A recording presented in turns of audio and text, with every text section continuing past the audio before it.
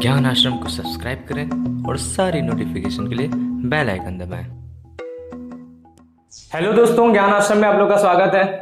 जैसा कि हमने आप लोगों को बताया था कि लाइव क्लास के साथ साथ वीडियो लेक्चर चलता रहेगा और वीडियो लेक्चर में हम आपको अकाउंट्स का सब्जेक्ट और साथ ही साथ आपको इकोनॉमिक्स भी पढ़ाएंगे। तो आज जो है इकोनॉमिक्स का सबसे पहला वीडियो बनने जा रहा है, जिसमें हम लोग सबसे फर्स्ट चैप्टर से स्टार्ट करेंगे। वो भी कौन सी इकोनॉमिक्स में? माइक्रो इकोनॉमिक्स में। ठीक है, जो आपका पहला चैप्टर होगा इंट्रोडक्शन का। तो इस चैप्टर में हम लोग जस्ट स्टार्ट करने जा रहे हैं। तो सबसे पहले हम आपसे ये बताना चाहते हैं, वीडियो लेक्चर आपको अल्टरनेटिव डे में मिलते रहेंगे। कभी कभी हो सकता है एक दो दिन ज्यादा हो जाए, लेकिन आपको लगातार मिलता रहेगा ताकि आप इससे भी पढ़ सकें। साथ ही साथ जब बच्चों की संख्या ज्यादा होगा तो आप लोगों का लाइव क्लासेस भी स्टार्ट हो जाएगा। फिलहाल लाइव क्लास जो है 7 बजे चलता है, वो अभी केवल अकाउंट की क्लासेस चल रही है। उसमें कुछ दिनों बाद आपका तीनों सब्जेक्ट वहां पे चलने लगेगा जैसे ही बच्चों की संख्या ज्यादा हो जाएगा। तो इसीलिए कहते हैं कि जो भी बच्चे हैं चैनल को सब्सक्राइब करें, साथ ही साथ अपने दोस्तों में शेयर करें। और उसके बाद मैं ये बताना चाहता हूं कि यहाँ पर हमारा नंबर दिया है, जिसके जरिए आप व्हाट्सएप या टेलीग्राम पर भी ज्वाइन हो सकते हैं अपने ग्रुप में, ताकि बच्चों की संख्या बढ़े और हम जल्द से जल्द लाइव क्लास आप लोग को प्रदान करें। अब बात करते हैं कि क्या पहला टॉपिक है। तो सबसे पहला, जब हम इंट्रोडक्शन में प्रवेश करते हैं, पहले चैप्टर में जब हम प्रवेश करते हैं, तो इसमें सबसे पहली बात हम पढ़ते हैं कि अर्थव्यवस्था क्या होता है। ठीक है, तो अर्थव्यवस्था को सबसे पहले हम लोग जानते हैं। आज इसी के बारे में बात होगा कि अर्थव्यवस्था क्या होता है और आर्थिक प्रॉब्लम क्या क्या होता है, यानी आर्थिक समस्याएं क्या क्या होता है, इसी के बारे में हम लोग बात करेंगे। तो सबसे पहले अगर हम बात करें अर्थव्यवस्था क्या होता है, तो इसके बारे में कुछ वर्ड आपको डिफिनेशन के तौर पे यहाँ पे लिखवाए हैं। आप अच्छे तरीके से इसको नोट कर सकते हैं, क्योंकि परफेक्ट मीनिंग है, इसको आप लिखेंगे एग्जाम में अच्छा खासा नंबर मिल जाएगा। अब बात करते हैं इसको अगर शाब्दिक अर्थ के तौर पर देखा जाए, तो यहाँ पर दिख रहा है अर्थव्यवस्था। अर्थ का मतलब क्या होता है? यहाँ पर जो अर्थ है उसका संबंध किससे है? आर्थिक क्रियाओं से। ठीक है, यहाँ पर जो अर्थ है उसका संबंध किससे है? आर्थिक क्रियाओं से। और उसके साथ साथ लिखा है व्यवस्था। व्यवस्था का मतलब तो आप लोगों को पता होगा, यानी मैनेज करना। ठीक है, व्यवस्था का मतलब क्या है? मैनेज करना। यानी अर्थव्यवस्था का सीधा सीधा संबंध क्या है? आर्थिक क्रियाओं को मैनेज करना। अगर शाब्दिक अर्थ से समझा जाए तो एकदम अपने आप समझ में आया कि अर्थव्यवस्था क्या है? आर्थिक क्रियाओं को मैनेज करना। आर्थिक क्रियाएं क्या होती है? आर्थिक क्रियाएं वो सभी की सभी क्रियाएं होती हैं जो जीविकोपार्जन के लिए किया जाता है, यानी जिसका उद्देश्य क्या होता है? अपने जीविकोपार्जन के लिए कोई ना कोई फलस्वरूप यानी प्रतिफल कमाना होता है, कोई ना कोई प्रतिफल कमाना होता है। मतलब आपको या तो धन मिल जाए या तो उससे रिलेटेड कोई भी वस्तु मिल जाए जिससे आपकी आजीविका चल सके। वो सारी की सारी क्रियाएं आर्थिक क्रियाएं, जिसका सीधा सीधा उद्देश्य होता है आप अपने रूप में क्या करें? अपने लिए क्या करें? धन कमाएं। ठीक है, जिसका सीधा सीधा मतलब होता है। तो वो सारी की सारी आर्थिक क्रियाएं, चाहे वो किसी भी चीज से संबंधित हो, उपभोग से संबंधित हो, उत्पादन से संबंधित हो, वितरण से संबंधित हो, विनिमय से संबंधित हो, ये सारी की सारी क्रियाएं आपकी आर्थिक क्रियाएं कहलाएंगी। और उन्हीं को मैनेज करना क्या कहलाता है? अर्थव्यवस्था कहलाता है। तो चलिए, ये तो हो गया शाब्दिक अर्थ। अब हम इसके बारे में समझते हैं अर्थव्यवस्था क्या होता है। तो यहां पर भी लिखा अर्थव्यवस्था से आशय उस आर्थिक संरचना से। अब आर्थिक संरचना, अर्थव्यवस्था एक इकोनॉमिकल स्ट्रक्चर है। ठीक है, इकोनॉमिकल स्ट्रक्चर है, या ये भी कह सकते हैं कि आर्थिक संगठन है, ये भी कह सकते हैं। आर्थिक संरचना है या आर्थिक संगठन है। संगठन क्या करता है? तालमेल बैठाता है। आर्थिक संरचना क्या एक आपको क्या एक स्ट्रक्चर प्रोवाइड करता है, कौन सा चीज किस प्रकार से करना है। जैसे हम कोई भी काम करते हैं तो हमारे मन में उस काम को करने के लिए एक स्टेप बाय स्टेप एक हमारा स्ट्रक्चर तैयार हो जाता है कि पहले हम ये काम करेंगे, फिर ये काम करेंगे, फिर ये काम करेंगे। ये एक स्ट्रक्चर है। तो आर्थिक व्यवस्था भी एक स्ट्रक्चर नुमा आपका मतलब संरचना से युक्त आपका एक व्यवस्था है, जिसमें क्या होता है? जिसमें यह होता है कि जो उत्पादन के विभिन्न साधनों, उत्पादन के सारे साधन, उत्पादन के साधन का मतलब क्या है? यहां पर केवल उत्पादन की अगर बात हो रहा है तो केवल उत्पादन में मत टिक जाइएगा, बल्कि उत्पादन के जो जो साधन है वो सब। तो उत्पादन के 5 साधन होते हैं। आप लोग बचपन में, मतलब बचपन कह रहे हैं, आप लोग अभी क्लास 11 में पढ़े होंगे। तो क्या क्या पढ़ेंगे उत्पादन के साधन के तौर पर? तो आपका होता है भूमि, ठीक है, श्रम, पूंजी, साहस और प्रबंध। ठीक है, इसको संगठन भी कहते हैं। ये आप लोगों ने पढ़ा होगा, ये 5 साधन, पहला, दूसरा, तीसरा, चौथा और 5वां। यही उत्पादन के मुख्य रूप से 5 साधन होते हैं, जिसमें भूमि का मतलब सारे के सारे जो जो प्रकृति से प्रदत्त जो जो चीजें वो सब भूमि में आता है। तो भूमि में आपका कच्चा माल से संबंधित या फिर जो जो जगह है वो सब आएगा, जितना भी चीज है उत्पादन में प्रयोग होने वाला, जो प्राकृतिक चीजें है। श्रम में आपका ह्यूमन रिसोर्स आ जाता है। ठीक है, और उसके बाद पूंजी में आपका पैसा आ जाता है, धन की बात होता है। साहस का मतलब जो मालिक अपना हिम्मत लगाता है उत्पादन करने के लिए, वो भी उत्पादन का ही साधन है, ठीक है, साहस। और उसके बाद प्रबंध, इन सारे चीजों में तालमेल बैठाना है, ये सब के सब उत्पादन के साधन है। बात समझिएगा। तो यहां पर भी हमने उत्पादन के साधन वर्ड यूज किया, तो ये बातें आपको पता होना बहुत जरूरी है, ठीक है। तो यहां पर लिखा है कि जो उत्पादन के विभिन्न साधनों के प्रयोग करके, ये सारे साधनों का प्रयोग करके मानवीय आवश्यकताओं की पूर्ति के उद्देश्य से बनाया जाता है। बात समझिए फिर से, क्या बनाया जाता है? आर्थिक संरचना। अर्थव्यवस्था वह आर्थिक संरचना है जो उत्पादन के सारे साधन, जितने भी साधन है, उनका प्रयोग करना है, ठीक है। और प्रयोग किस लिए करना है? ताकि जो भी मनुष्य की आवश्यकता है वो सारी की सारी आवश्यकताएं क्या होगा? पूरा हो जाए। और उसी पूरा करने के उद्देश्य से जो स्ट्रक्चर बनाया जाता है वही क्या कहलाता है? वही अर्थव्यवस्था कहलाता है। तो ये बात हो गया बहुत ज्यादा पेचीदा, समझ में नहीं आ रहा होगा तो थोड़ा और डिटेल से पढ़ेंगे तो समझ में आ जाएगा। लिखा है इसका कार्य, जैसे ही आप कार्य के बारे में पढ़ेंगे अपने आप दिमाग में चीजें क्लियर होने लगेगा। लिखा है इसका कार्य उत्पादन, उपभोग, विनिमय, वितरण, या इस प्रकार के कोई भी अलग तरह के जो भी आर्थिक क्रियाएं, ठीक है। तो इसी में लिखा है इत्यादि की विभिन्न आर्थिक क्रियाओं, इन सभी जो क्रियाएं हैं, इनकी जितनी भी आर्थिक क्रियाएं जो धन उत्पादन के लिए किया जाता है, जो जीविका कमाने के लिए किया जाता है, आर्थिक क्रियाओं को व्यवस्थित करना है। जो अर्थव्यवस्था है इसका काम क्या है? व्यवस्था प्रदान करना, संगठन प्रदान करना, तालमेल बैठाना, ठीक है। और किस चीज में तालमेल बैठाता है, किस चीज का व्यवस्था करता है? तो विभिन्न आर्थिक क्रियाओं के बीच में, जो सबसे पहले हमने शाब्दिक अर्थ से भी आपको समझाया, आर्थिक क्रियाओं के बीच में तालमेल बैठाता है। किसकी आर्थिक क्रियाएं? तो उत्पादन, उपभोग, विनिमय, वितरण और इसी प्रकार के अगर कोई और आर्थिक जो मदे हैं उनकी आर्थिक क्रियाओं का, ठीक है। आर्थिक क्रियाओं में तालमेल बैठाता है जिससे समाज के विभिन्न वर्गों की आजीविका उपलब्ध हो। बात समझिएगा, ये अर्थव्यवस्था केवल तालमेल बैठाना और केवल मनुष्य की आवश्यकताओं को पूरा करना ही नहीं है, बल्कि वो सारे तालमेल बैठाने का सबसे मेन जो उद्देश्य होता है, जो मूल उद्देश्य है, वो क्या है कि समाज के जो विभिन्न वर्ग हैं, चाहे जो भी वर्ग है समाज का, उन सारे वर्गों को क्या प्रदान हो जाए? आजीविका, ठीक है। इस आजीविका कमाने के लिए जो व्यवस्था किया जाता है, बात समझिएगा, इस आजीविका को कमाने के लिए जो व्यवस्था किया जाता है वही होता है अर्थव्यवस्था। तो अर्थव्यवस्था एक क्षेत्र विशेष की बात करता है, चाहे आपका घर की बात हो, आपका मोहल्ले की बात हो, आपका देश का बात हो, या कहीं का भी बात हो, वहां की अर्थव्यवस्था की बात है एक क्षेत्र विशेष में, कि उसमें किस प्रकार से आर्थिक व्यवस्थाओं को मैनेज करें, आर्थिक क्रियाओं को मैनेज करें, उसमें किस प्रकार से आर्थिक क्रियाओं को मैनेज करें कि वहां पर जितने भी सामाजिक वर्ग है उन सभी लोगों के पास आजीविका हो जाए, सबके सब अपना आजीविका कमा लें। आजीविका का सीधा सीधा मतलब है कि अपना जीवन चलाने के लिए उपयोगी वस्तुएं मिल जाए उनको, ठीक है। अपने जीवन को चलाने के लिए उनको उपयोगी वस्तुएं मिल जाए, ठीक है।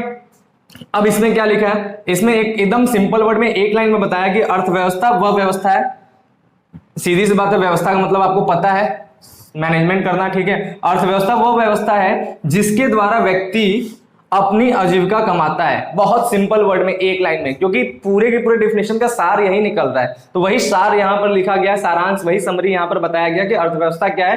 केवल और केवल यही बात अर्थव्यवस्था को बताता है कि एक ऐसी व्यवस्था है जिसके द्वारा मनुष्य अपनी आजीविका कमाता है। अगर अपनी आजीविका कमाने के लिए आप कोई भी व्यवस्था करते हैं, वो सारा का सारा किसके अंदर आएगा? अर्थव्यवस्था के अंदर में आएगा, ठीक है। तो चलिए अब हम लोग सीखते हैं कि आर्थिक प्रॉब्लम क्या होता है। अब हम लोग आर्थिक प्रॉब्लम के बारे में समझेंगे, ठीक है। तो चलिए अब बात करते हैं आर्थिक समस्याओं के बारे में। तो आर्थिक समस्याएं क्या क्या है? तो देखिए आर्थिक समस्याएं क्या क्या है, उससे पहले हम ये समझेंगे कि आर्थिक समस्याएं होता क्या। तो हर मनुष्य के बारे में आपको पता है कि उसकी इच्छाएं क्या? अनंत है। अनंत है मतलब उसकी जो आवश्यकताएं हैं वो हमेशा बढ़ती रहती हैं। अगर आपको कोई एक चीज मिल जाए तो फिर अगली इच्छा आ जाएगा, फिर दूसरा चीज मिल जाए तो फिर अगली इच्छा आ जाएगा। तो हमेशा आपकी इच्छाएं क्या है? बढ़ती रहती हैं, बदलती रहती हैं, और अनंत है, उसे कभी भी पूर्णतः संतुष्ट नहीं किया जा सकता। और दूसरी बात अगर देखा जाए तो जितना आपका मांग है, यानी जितना आपको इच्छा है चीजों को पाने के लिए, उस हिसाब से आपके पास जो सप्लाई है, यानी जो साधन है, उसके जो पूर्ति है वो बहुत लिमिटेड है। मतलब कहने का मतलब यहां पर यही है कि हर इंसान की इच्छाएं अनंत है लेकिन साधन क्या है? सीमित है। तो आर्थिक समस्याओं का मतलब वही है कि सीमित साधनों के माध्यम से अपनी इच्छाओं को अधिकतम किस प्रकार से हम क्या कर सकें, किस प्रकार से संतुष्ट कर सकें। यानी इसीलिए क्या होता है, हमारा जो साधन है उसको चुनने की समस्या उत्पन्न होता है, ठीक है। और उसी चुनने की समस्या को क्या कहते हैं? आर्थिक समस्या। तो यहां पर हमारा देखिए विभिन्न उद्देश्यों की पूर्ति के लिए जो हमारी इच्छाएं हैं उसकी पूर्ति के लिए जितने सीमित साधन है, उस सीमित साधन के प्रयोग से संबंधित जो चयन की समस्या है वही आर्थिक समस्या कहलाता है। बात वही आया कि आपके लिए जो साधन है उस साधन को किस प्रकार से प्रयोग किया जाए और किस आवश्यकता की पूर्ति के लिए प्रयोग किया जाए। ये चुनने की समस्या ही क्या कहलाता है? आर्थिक समस्याएं कहलाता है। सीमित साधन से अपनी अनलिमिटेड जो इच्छाएं हैं, अनलिमिटेड जो वांट्स है, उसको ज्यादा से ज्यादा रूप में संतुष्ट करने के लिए जो चुना जाता है साधन को, वही क्या कहलाता है? वही चुनने की समस्या आर्थिक समस्या कहलाता है। अब बात करते हैं कि आर्थिक समस्या के कारण क्या है। तो कारण में तो 2 कारण 3 कारण एकदम अपने आप समझ में आ जाएगा, जिसमें सबसे पहला हम बात कर लेते हैं कारण में साधनों की सीमितता। साधनों की सीमितता सबसे पहली बात, क्योंकि हमारे पास जो इच्छाएं हैं वो बहुत ज्यादा है, अनंत है, और उसके लिए पूरा करने के लिए जो साधन है वो बहुत ही कम मात्रा में है अपनी इच्छाओं की तुलना में किया जाए। ठीक है, मतलब हमेशा क्या है, जो सप्लाई है, जो पूर्ति है, वो हमेशा कम होता है और डिमांड जो है इंसान का हमेशा ज्यादा है। यही बात है यहाँ पर सबसे पहली बात, कि जो किसी भी एक क्षेत्र विशेष की बात कर लें, देश की बात कर लें या राज्य की बात कर लें, उस राज्य की जो इच्छाएं हैं, क्योंकि हर राज्य या हर देश क्या करता है, उसकी इच्छाएं हमेशा है आगे बढ़ने की, लेकिन उस आगे बढ़ने के लिए जो संसाधन है उसके पास उस प्रकार से नहीं है जिस प्रकार से होना चाहिए। तो उसके पास संसाधन क्या है? सीमित है। तो सबसे पहला बात यही है कि साधनों की सीमितता, जिस प्रकार से आपको चाहिए संसाधन उस प्रकार से आपके पास संसाधन नहीं है। ठीक है, दूसरा बात आता है क्या? असीमित आवश्यकताएं। असीमित आवश्यकताएं इसी की तुलना में जब हम बात करते हैं अपनी आवश्यकताओं के बारे में, तो हमारे पास जितने संसाधन है उस हिसाब से आवश्यकताएं हमेशा बढ़ा है, हमेशा ज्यादा है। अगर आपकी एक आवश्यकता को पूरा कर दिया जाए, तुरंत नई आवश्यकता अपने आप जन्म ले ली तुरंत। जैसे अभी आपको अगर बाइक चाहिए, बाइक मिलेगा, तुरंत कार की इच्छा हो जाएगा, कार मिलने के बाद आप सोचेंगे कि थोड़ा महंगी कार ले लें। इस प्रकार से बढ़ते बढ़ते एरोप्लेन, हेलीकॉप्टर सब जगह तक चला जाता है इच्छाएं।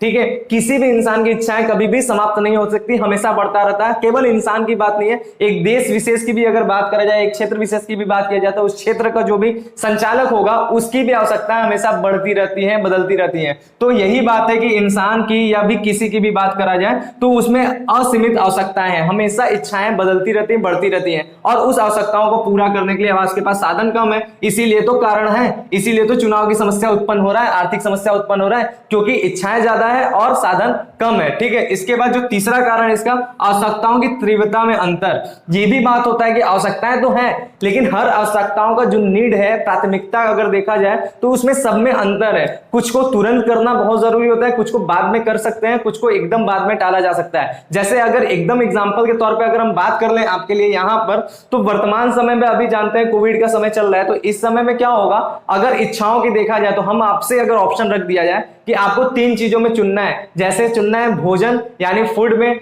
दवाई यानी मेडिसिन में, और एजुकेशन यानी शिक्षा में, तो आप किसको सबसे पहले प्राथमिकता देंगे? तो जाहिर सी बात है सबसे पहला प्राथमिकता किसमें आएगा? भोजन पे आएगा, क्योंकि इंसान खाएगा तभी तो जिएगा, तभी तो दवाई भी असर करेगा, तभी तो पढ़ भी पाएगा। इसीलिए सबसे पहली प्राथमिकता भोजन पे दिया रहा है। इसी प्रकार से हर इंसान की जो तीव्रता है, आवश्यकता की जो तीव्रता है, आवश्यकता तो बहुत सी चीजों की है, लेकिन उनमें कौन सा चीज सबसे पहले चाहिए उसमें भी अंतर है, और इसी वजह से भी चुनाव की समस्या उत्पन्न होता है। क्योंकि हमने चुनने के लिए ऑप्शन दिया आपको 3 को, 3 ऑप्शन में से आपने कौन सा चुना? सबसे पहले जो प्राथमिकता मिल रहा है उसको चुना, तो यही तो आर्थिक समस्या है, चुनाव की समस्या। ठीक है, उसके बाद अगर अगले बात करें तो वैकल्पिक प्रयोग। जैसे ही आप किसी भी चीज को चुन लेते हैं, किसी भी साधन को चुनते हैं जो आवश्यकता को पूरा करता है, तो उस साधन के कई ढेर सारे प्रयोग हैं। तो हमारा एक प्रॉब्लम ये भी वहां पर खड़ा हो जाता है, एक चुनने का प्रॉब्लम वहां पर ये भी खड़ा हो जाता है कि उस साधन को आखिर में प्रयोग करें तो किस प्रकार के आवश्यकताओं को पूरा करने के लिए प्रयोग करें। जैसे एग्जांपल के तौर पर अगर हम बिजली का एग्जांपल लें, तो बिजली से आपका क्या चल सकता है? बिजली से पंखा भी चल सकता है, मतलब पंखा, कूलर और एसी ये भी चल सकता है, और उससे अपने रोशनी भी आप निकाल सकते हैं, यानी बल्ब वगैरह भी चल सकता है, उससे एंटरटेनमेंट भी हो सकता है, टीवी भी चल सकता है। तो इस बिजली के कई ढेर सारे प्रयोग है, तो कितना पार्ट हम किस जगह पे प्रयोग करें, ये भी एक चुनाव की समस्या उत्पन्न हो जाता है। ठीक है, जैसे एग्जांपल के तौर पर देख लीजिए, अभी ऑक्सीजन की कमी है, ठीक है, और ऑक्सीजन जो है आपका 2 उसका वैकल्पिक प्रयोग सामने आ रहा है वर्तमान समय में। ठीक है, सबसे ज्यादा एक आता है आपका इंडस्ट्री यूज के लिए और दूसरा आता है आपका मेडिकल यूज के लिए। तो वर्तमान समय में क्या है, उस ऑक्सीजन का कहां पे कैसे प्रयोग करें, ये चुनने की समस्या है। और अभी क्या है, इंडस्ट्री वाले ऑक्सीजन भी कहां आ रहे हैं? मेडिकल यूज में आ रहे हैं। तो वैकल्पिक प्रयोग हुआ, क्योंकि अभी आवश्यकता किसको है, प्राथमिकता कौन जा रहा है? प्राथमिकता जा रहा है मेडिकल यूज वाला, इसीलिए सारे के सारे इसमें आ रहे हैं। तो करेंट चीजों से भी अगर हम एग्जांपल लेके समझते रहेंगे तो चीजें ज्यादा क्लियर हो जाता है। बात क्लियर हुआ? तो ये है वैकल्पिक प्रयोग, इससे भी आपका चुनाव की समस्या उत्पन्न होता है, यानी आर्थिक समस्या उत्पन्न होता है। और हम लोग वही पढ़ रहे हैं आर्थिक समस्या के क्या क्या कारण है। और सबसे लास्ट आपका यही है चुनाव संबंधी समस्या। तो सिंपल सी बात है, इन्हीं सब कारणों की वजह से जो समस्या उत्पन्न होता है वही चुनाव संबंधी समस्या होता है। अगर हम चुन लेते हैं, सभी चीज चुन लेते हैं और ये सारे विकल्पों पे अगर हम अध्ययन कर लेते हैं, तो हमें सबसे लास्ट में हमारे ऊपर जो प्रॉब्लम खड़ा होता है वही चुनने का प्रॉब्लम खड़ा होता है। कहने का सेंस ये है कि मुख्य रूप से यही 4 कारण है, 5वां कारण का कोई मतलब नहीं। 5वां कारण निष्कर्ष है। निष्कर्ष में लिखना है कि इन सारे चीजों पे अध्ययन करने के बाद हमें यही देखना पड़ता है कि साधन हम पहले चुनते हैं, साधन चुनने के बाद उसका प्रयोग चुनते हैं और उसकी मात्रा चुनते हैं, यानी अपने साधन को किस निश्चित मात्रा में कहां कहां पर किस किस कार्यों में प्रयोग किया जाए, यही आपका है चुनाव की समस्या, आर्थिक समस्या। तो ठीक है, आपको समझ में आ गया कि ये क्या है। तो उम्मीद करते हैं आप लोगों को ये टॉपिक समझ में आया होगा। पहला हमने क्या पढ़ा आज की अर्थव्यवस्था क्या है, उसके बारे में हमने समझा। दूसरा हमने समझा आर्थिक प्रॉब्लम, यानी आपकी आर्थिक समस्या क्या है, इकोनॉमिक प्रॉब्लम क्या क्या है, इसके बारे में पढ़ा। ठीक है, तो अब जो है नेक्स्ट वीडियो हमारा जो रहेगा आगे, इसके आगे के टॉपिक पे चलेगा, जिसमें हम लोग क्या पढ़ेंगे, सेंट्रल प्रॉब्लम्स ऑफ इकोनॉमिक पढ़ेंगे और उसके साथ साथ हम लोग इकोनॉमिक के बारे में भी पढ़ेंगे। ठीक है, इकोनॉमिक के बारे में पढ़ेंगे। तो बस आज के लिए इतना ही। अगर आपको वीडियो पसंद आया, मतलब इकोनॉमिक का मतलब आप वहां पर समझ लीजिए अर्थशास्त्र के बारे में। यहां पर हम लोग इकोनॉमी पढ़े थे, इकोनॉमी का मतलब है अर्थव्यवस्था। ठीक है, वहां पर हम लोग इकोनॉमिक पढ़ेंगे, इसका मतलब है अर्थशास्त्र। दोनों में डिफरेंस होता है। अगली वीडियो में आपको डिफरेंस भी समझ में आएगा, क्योंकि यहाँ पे आपने अर्थव्यवस्था पढ़ लिया, अर्थशास्त्र वहां पे पढ़ना है। ठीक है, तो बात समझ में आया। तो आज के लिए तो बस इतना ही। अगर आपको ये वीडियो पसंद आया तो ज्यादा से ज्यादा लोगों तक शेयर करें, साथ ही साथ नए बच्चों को जोड़ें जल्दी से जल्दी, ताकि आपका लाइव क्लास भी शुरू हो जाए। और अगर आपको किसी भी टॉपिक में कोई भी दिक्कत होता है, कुछ भी अगर आपको पूछना है, तो यहां पर हमारा व्हाट्सएप नंबर दिया है, जिससे आप ग्रुप में ज्वाइन हो जाए। वहां पर पूछिए, अगर स्टूडेंट्स रिप्लाई दे देते हैं तो ठीक है, नहीं रिप्लाई देते हैं तो आप हमें पर्सनल मैसेज करिए, वहां पर हम भी आपको रिप्लाई देके सारी चीजें बता देंगे कौन सा चीज क्या होता है। ठीक है, तो इसीलिए आपको जुड़ना है और वीडियो को ज्यादा से ज्यादा शेयर करना है अपने दोस्तों तक, चैनल को सब्सक्राइब करना है और वीडियो को लाइक भी करना है। ठीक है, तो आप लोगों को पसंद आया होगा तो जरूर कमेंट करके भी बताएं कि कैसा लगा, और अगर कोई भी चीज कमी या अधिक लगता है तो वो भी बताएं कि हम अपने अंदर क्या सुधार करें। बस आज के लिए इतना ही। Thank you, bye.